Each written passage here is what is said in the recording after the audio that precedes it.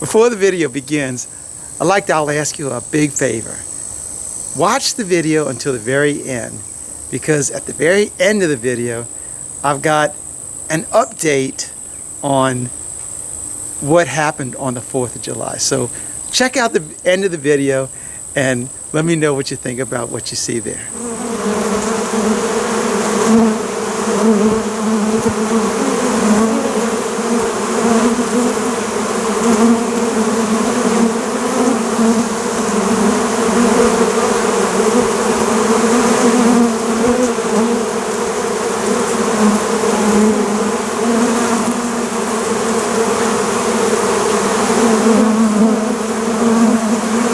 Hello, it's Mr. Ed here, and today is July 1st, 2023, and still a little bit early in the morning. It's right around 6:40, quarter till 7, something like that, and it is humid here in Louisiana this morning. My gosh, it's got to be like 85% humidity this morning. But still, the temperature is not bad. I think it's right around 76, 77, something like that. So it's really not bad, but it's going to be another record-breaking heat day here in southeast Louisiana. Yesterday, we hit 101 yesterday. Day before, it was 100. Today, they're saying it's going to be 99 or 100. So it's going to be another hot day. So thankfully, we'll be inside the air conditioning building all day today. And what are we going to be doing there? We are going to be processing honey. That's right, it's finally time. So generally, at the end of June, I always try to pull in our honey at the end of June. So here we are, July, that's close enough. So Charlie and I and Julio, we've been pulling in our honey supers this week. Man, we'd actually leave the Abbey at 5:30 in the morning and go pull supers, because it's just, we can't work very long in that heat. It's just like I said before, the heat these last few days have really been bad. So we get up, leave the Abbey about 5:30 in the morning, get back here for around 8 o'clock. And it would seem that we were doing a lot of work, but we were just mostly doing driving, because our honey crop this year is basically zero. It's hardly anything. My biggest concern, and I've been saying this for months, me and world famous Mike Barry have been talking about it since March, about the lack of nectar, and then the freeze that killed our tallow, the lack of nectar in our privet. It never looked like it was going to be a good year for honey, and it's been proved true. My greatest concerns during this whole time is that this year I may actually have to feed our bees just to get them through the winter. Fortunately, that part didn't happen, and I am ever grateful for that. The little bit of honey that we got, man, I'm thankful for that, and even more thankful that I'm not going to have to spend my time or any money buying sugar water to feed our bees. The bees were able to produce or gather enough nectar to store enough honey in all their boxes for them, but unfortunately any surplus, which is what I take, that part wasn't there. So I'm walking over to the honey house right now, and I've got it all set up, ready to go, and I'm going to show you what I'm going to be doing today, show you the machines before everybody gets here. Let's step inside the honey house right here and see what is going on for today. And here we go.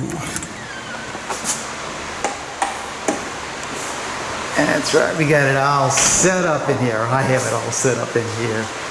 And I've been running my dehumidifier in here. This has been running now for 3 days. And that's good.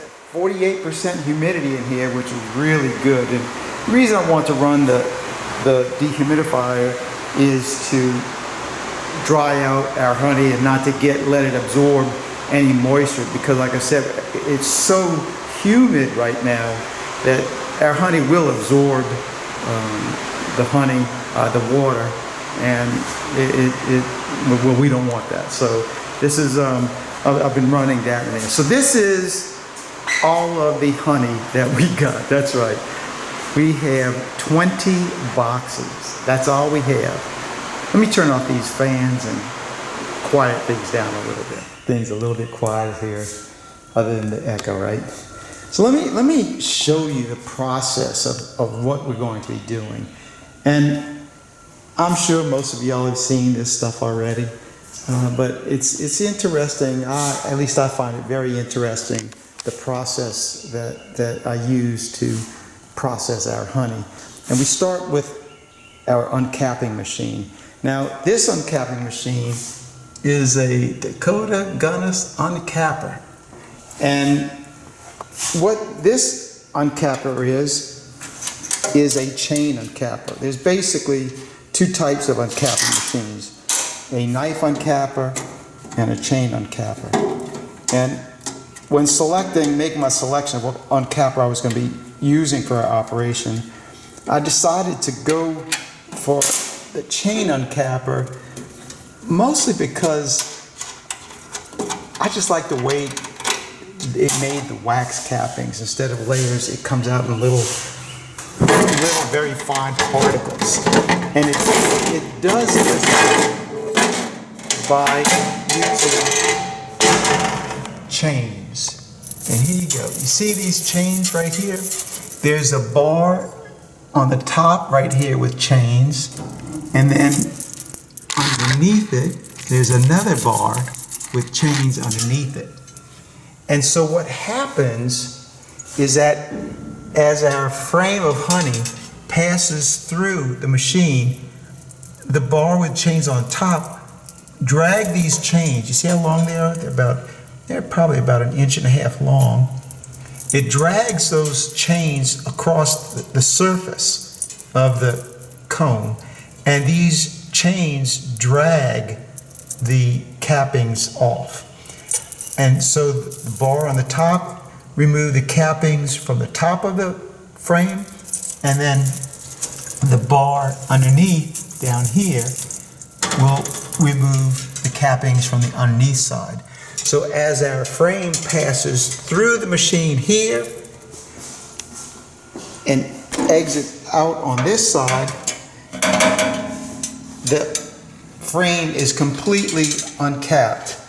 And you'll see that later on during the process, how the uncapping machine, this particular time, the chain uncapper, how because of the length of these chains right here, it doesn't matter if your frame of honey is straight or whether it's curved, the chains follow that configuration of the comb and uncap everything. It's really incredible how that thing works. Now with knife uncappers, as long as the frame is drawn out far enough, it'll uncap it. Otherwise, you'll have to scrape it off. But using the chain uncapper, it's very rare that I have to scrape anything off. And if you notice, underneath the conveyor, right here, we have a tray. And this tray extends the entire length of the machine. And I actually had another about 9 inches added on to this tray, because it used to end right at the very end of the machine. But I needed it to extend a little bit further this way as well as this way, because I needed it to extend over the edge of my uncapping tank. And this tray captures all of the honey wax that is coming off of our conveyor, off of our frames. It just runs down this conveyor onto that tray, And the tray is elevated on this end. It's got about you see, I put about a 2.5 inch block down there to elevate this end so our honey just runs all the way down that tray. And then all the cappings and honey will then go into our uncapping tank. And once our frames come out of the conveyor on this side, we then stack them into our uncapping tank. Now this uncapping tank, I had this one made. It will hold 50 frames, and that's the reason it holds 50 frames is because our extractor is a 48 frame. So another thing I want to point out about our uncapping tank, just as in our uncapping machine, I elevate the tray at this end so we have a drop to this end. So to our tank has a drop in it. You can see at this end, I think it's 13 inches at this end, and it goes all the way down to 15 inches. So you have a drop in the tank. So our honey flows from right to left, and then it flows down to our gate at the bottom. Now on the other side of our gate, we have a valve and our hose, and that goes right into our low pump. What I love about this type of pump, this low pump, is that the gearing in it, which is right here, the configuration is just a set of 3 lobes, and they rotate around each other, and in that rotation it makes a suction that draws the honey through and then passes it along. And what's great about this type of pump is that it matters not what it is inside the tube. For me, it's full of wax and honey. The wax will not build up in here and clog our gears. I used to have a honey pump that when I ran it, it worked until the wax built up into the gears so much that it just stopped the machine. This low pump, this type of pump, a low pump, it will not block up and lock up on you. So our low pump will then take the honey that's in our uncapping tank, it'll pump it out, and then we just store everything in drums, and it'll just go right into the drum. Now after our uncapping tank is filled up with our 50 frames, we will load them up into the extractor. Now let's go look at the extractor. Now this is a Man Lake 48 frame extractor, and I've had this extractor now I think 4 years now, and it is a doozy of a machine. For our purposes, it works excellent. I love the way the frames sit inside of the holder right here. In fact, let me grab a frame and show you. So this is how it works. You'll see down here there's a hole right here, and in line with that hole a space right here. And what's so nice about this is you put your ear of your frame into that hole, and it throws the frame back. And it basically locks the frame in place. Now these little side bars down here, they will hold the frame at the bottom, and that is in there really nice. There's no issues of this using this machine where our frames are moving around, hitting each other. They're locked in place. It really is good. The other thing that I like about this extractor is at the bottom, it is a cone-shaped bottom down here, but the cone slopes down and to the center. And at the bottom of the tank, look at that. Our honey comes right out of the bottom. It'll drain right out, and our pump will then take and pump the honey.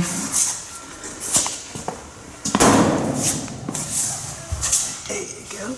It'll pump our honey right through our tube, right up our pipe right here, and into our drum. Now this type of pump, this is an auger pump. It's just a big auger blade. Inside of this tube right here is just a big auger. And that thing, it doesn't matter what goes through it. It's going to push whatever is in there. It'll push it out through that tube, and it'll have enough pressure to come up the pipe and down into our drum right there. And there you have it. The process of us running through. When we have more than this amount of honey, we usually have 10, 12 people in here. But today, since we only have this little bit of honey right here, it won't take any time. So it's simply going to be Good Time Charlie, Wreck-It Ralph, Julio, and myself. We're going to be doing the processing today. Let me show you these frames of honey that we've got to run. This is, as always, they're just beautiful. Look at this. Look at this. Oh my goodness. Look at that. That is a beautiful frame. I'm very partial to running for my honey supers. I love using new frames because I just like this look right here. I mean, it's new wax, new frames, new foundations, or at least clean foundations. And this year I went with all the premier frames is what I used this year. And these were the triple coated wax ones. And when they were able to, they drew them out beautifully.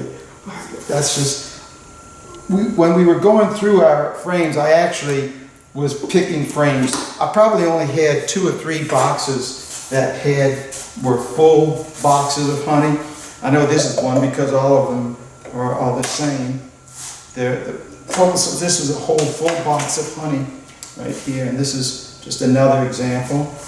And then I had a few of them that, as I was picking through them, here's one, the next one, that it's different. There may be some, let's see, that aren't completely capped out. But for the most part, all of these are drawn frames, pretty much capped, a little bit of uncapped on it.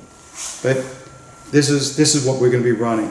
Now, my estimate guess is that since I've got 20 boxes, and I figure an average of 4 gallons per box, we're going to be somewhere around 80 gallons of honey. So that's times 12. What's that? 8 times 2 is 16. 8, 90. I don't know. It's a lot. A lot of pounds of honey. So I know you all are going to tell me how many it is, but it's still. I'm grateful for this because even though we don't have the abundance that we normally have, I still have 4 drums of honey back there from not last year's honey, but 2 years ago honey, that I'll be able to decrystallize that stuff and still be able to supply honey to the gift shop all year round. Now, I don't know if you can see, way back here, look at this. I really maybe shouldn't even be telling you all this. Right here, I've got the Hilco extractor right there. Now, the reason it's here right now is because in January at the Hive Life 2024, John Hill, the owner of Hilco, he's going to be giving that extractor away. So I'll bring that up to Tennessee with me when I go out there, and some lucky person is going to win that extractor. Now, if you've never seen that extractor, you'll have to go look at the video. In fact, I'll post a link to that video on extractor comparisons on it. And that extractor right there will be given away. So by the grace of God, it isn't going to take but I think 2 hours, which will make Charlie very happy. Us couple of guys, we're going to process this honey, and then push our boxes out outside, let the bees start cleaning it up. And we're gonna have all this honey in those drums in the next couple hours. Let's wrangle up some honey. Okay, we can start. Let's do it.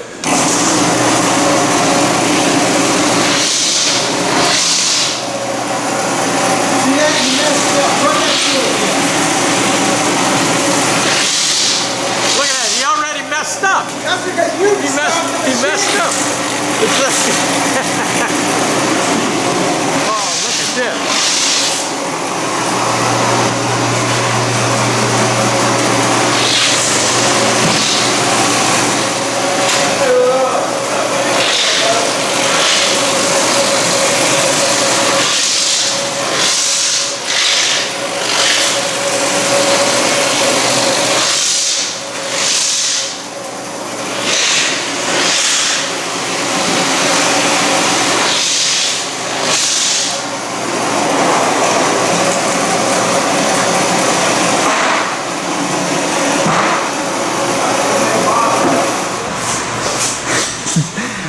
Got a full workforce here.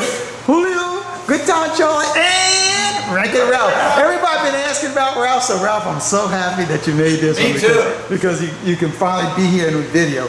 So we just finished running our first run, and we got our uncapping tank all filled up, and you can see it drains really, really good. And a couple of years ago, what we were doing, as soon as our frames were coming off the uncapper, we load them into the extractor, and we were losing all kind of honey on the ground down there.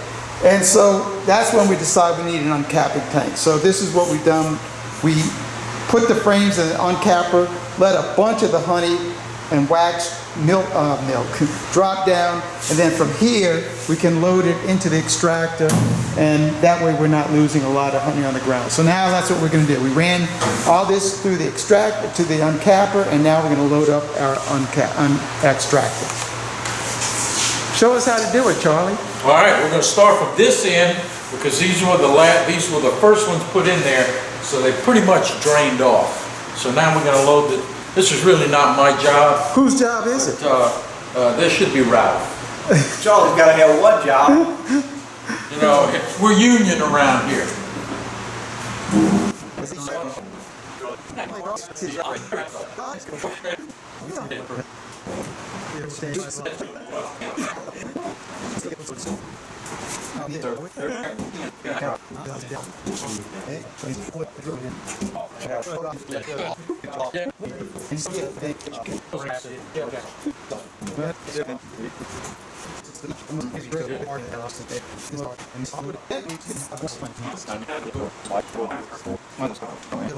Charlie's now going to go ahead and put his magic touch on the controls right here, you see? And he's going to tell us what you're going to do, Charlie. Tell us what you're going to do. Well, I'm going to start off slow and get it going, and then eventually as some of the honey comes off of the frames, I start increasing the speed. Okay. And that's it. It's technical.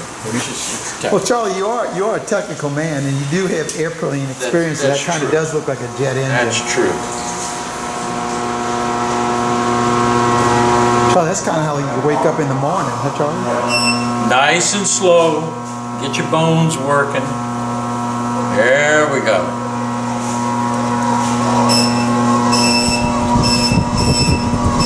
What's that noise, Charlie? I have no idea yet.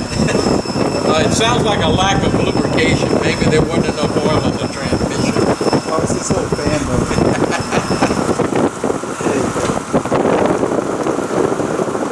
You can see the honey dripping down, starting to drip down. And then on the side of the walls right here, you can see it spinning out.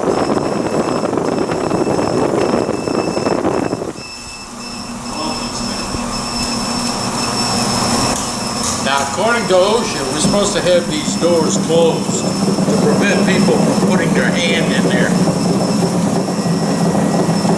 Sounds like we got a loose frame there, Charlie. Is that the band?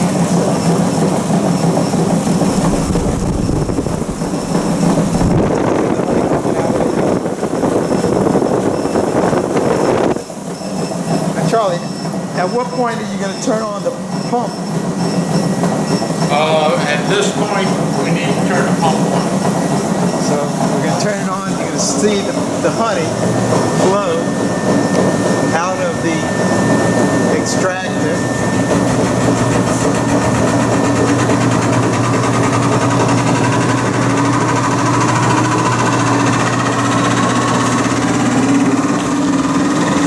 Look at that. There's our first flow right there. Yeah, Charlie's finished running the first one, and what we do is we separate frames that only have honey in them, like this one, from frames that had brood in them, like this one, brood or pollen. And the reason we separate those is because the moths are attracted to this. They're not attracted to just frames that had honey in them. As long as they were all honey, we separate those out. The moths won't get in them. If there's brood, the moths will get them. So we separate these out. In our 48 frames, there were 5, 10, 20, 30, 40 of them. 41 of them only had honey, and 7 of them had brood. So that's a good deal. So now we're going to go ahead and start the process all over again. Load from the uncapper tank into the extractor. Start our uncapper, fill up the uncapping tank again. Do it again.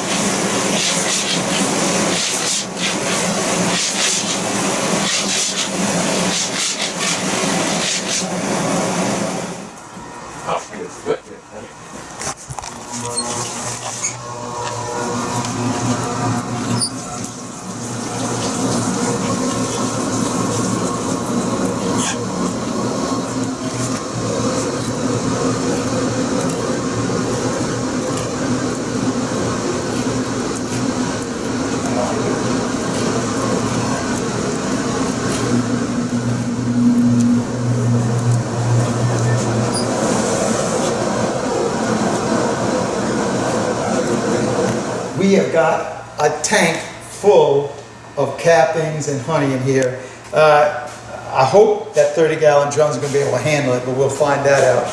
So we got the tanks ready, the drum is all set up, and all we got to do is, Julio, plug it into the wall, please. And we're going to get this process going. It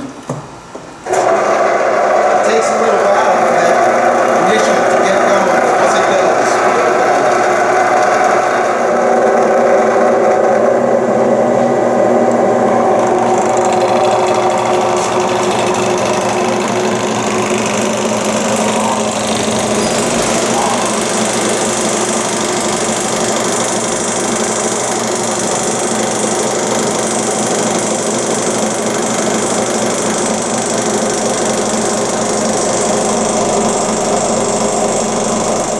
show, but we gotta push these boxes out. We've got one more behind Charlie.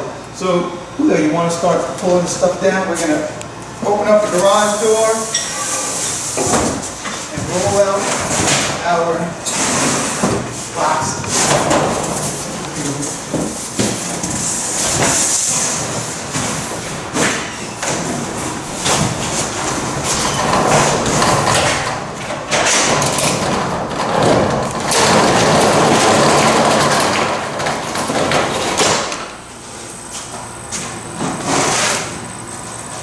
Come on, Peter.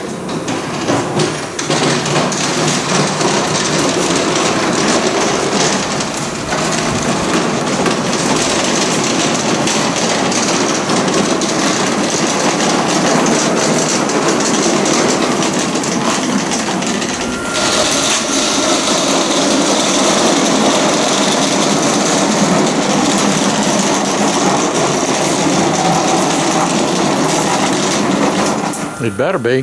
Thanks for watching. Yeah, it's working.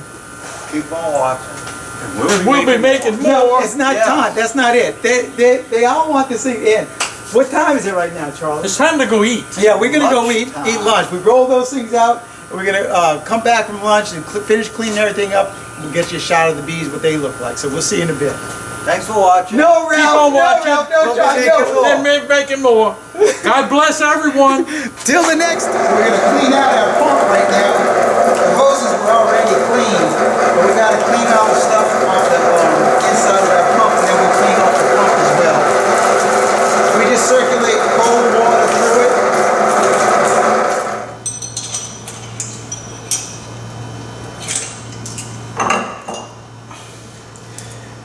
That's all the wax that was left inside of there. Hardly anything. Clean that out.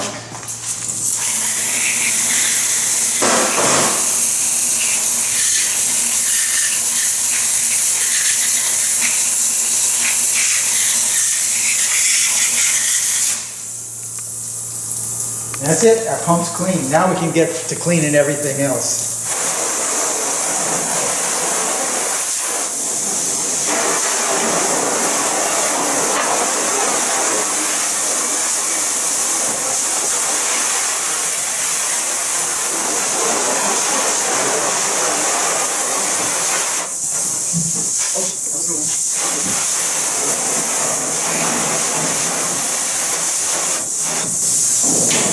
So we're gonna do our uncapper.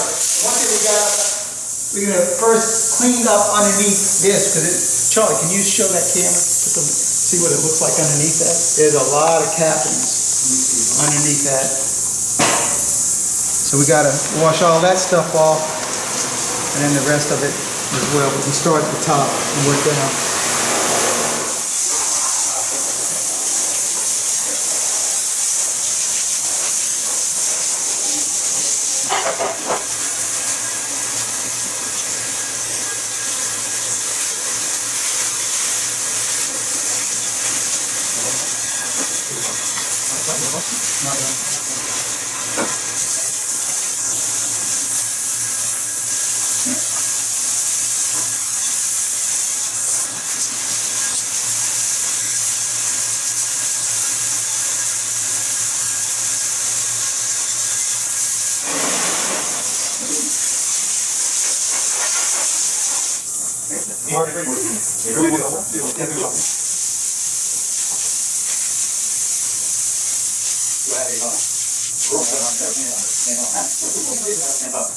We're going to braid the bees and open up the valve right here to let all our water drain out.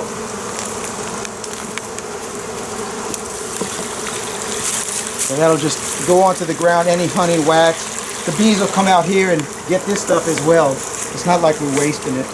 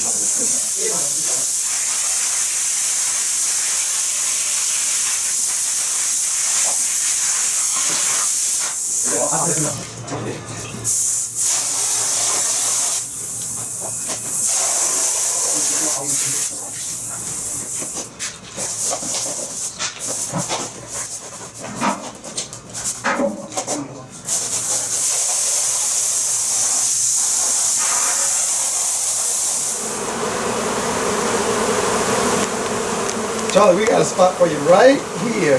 Oh no, I don't want to get in there. There's too many bees. Get out of here. There are bees everywhere, Charlie. There's bees. There's every. I'm scared of bees. I hate beekeeping. Look at this mess. All right. Yes. The old man. Well, Ralph, I'm going to let you do the honors. I mean, it's just been a long day. We're ready to get out of here. And oh wait, before we go, we wound up with right around 80 gallons of honey. I don't know, probably close. It's going to be close to 1,000 pounds. And I'll be skimming all that wax, all that stuff off next week. Well, they're not here and they won't be complaining about it. So I'll be doing that. And unless Julio wants to show up, because Julio lives a couple of miles from here. All right, anything else, anybody? Nope, it was a pretty simple job. It was small this year. We didn't have half of what we normally have.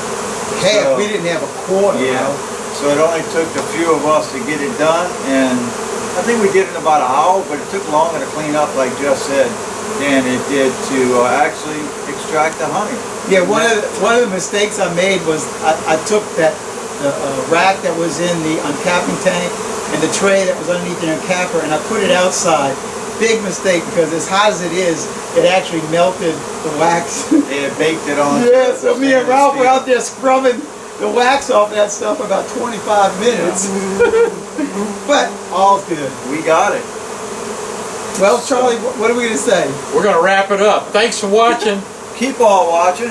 We'll be making more. God bless, it's Mr. Ed. Good time, Charlie. Wreck-It Ralph. Julio. And Julio, we're out here at the next video. God bless everybody. Thank you. Woohoo! Look at all them bees.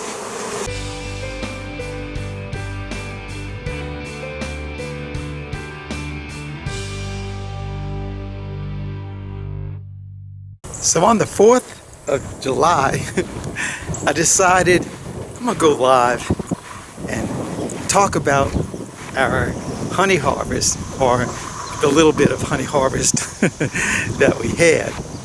And whenever I'm talking, going live, I like to use my office upstairs in the wood shop to do my broadcast from. And so that's really where what I want to show you is located. What it is that I want to show you is located. Because what happened was just the week before the 4th, the Saturday before, Mona said, "Come on, Jeff, we're going over to your office and we're going to clean it up and we're going to get that wall quilt on your wall." And so she came over and spent a couple hours in there going through all the layers of dust that had built up on everything, and she cleaned it all up and hung up the wall quilt. And I tried to talk about the wall quilt during the broadcast, but I really only had my camera on the computer, and it really didn't justify the work that she did. And I received so many comments about, "Oh, you need to show more of the quilt, you gotta, how much time." There's so many questions about the quilt. And so today I'd like to show the quilt a little bit better using the camera and show you all what she did. So let's go inside and I'll show you. And there it is. Now, this quilt took her a long time, probably about 3 months to do. And it was all inspired by, of course, the logo for my videos, Studio B Productions.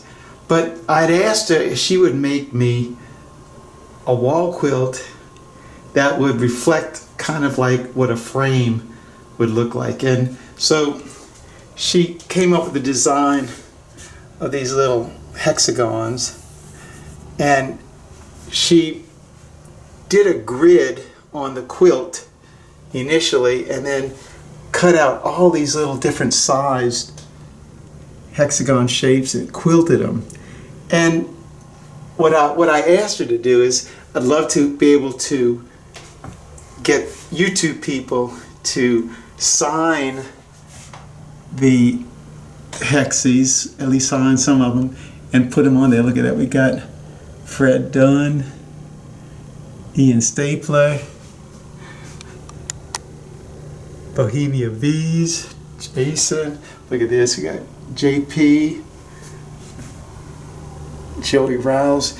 And so we have the different sizes of hexes, and each one of them is embroidered, and they're different colors. Look at that, world famous Mike Barry. And I've actually got spots where I can get some more names to sign on to it. And the embroidery work on here, she spent so much time. Look at all the little bees that she embroidered on the quilt. Look at and our queen, she put her little crown on it with the M for Mona, with all the little tender bees all around it, and the wings kind of look like three-dimensional, like she can actually fly and hold the camera. I mean, what a great wall decoration and a testimony of the artwork and talent that Mona has for their quilts. And she also did help clean up the office, because if you remember, this whole wall was just one wall of pictures, but since we put the wall quilt right there, which is where I wanted it, then she went and redecorated all the other as the whole office as well. Got it all nice and clean. Got my honey shelf and all my goodies up there. And this was the original one that she had embroidered for me when we were still dating. And of course the silver play button and Mom holding it when she unboxed it. But look at the centerpiece of the office. What a work of art that thing is. Thank you, baby.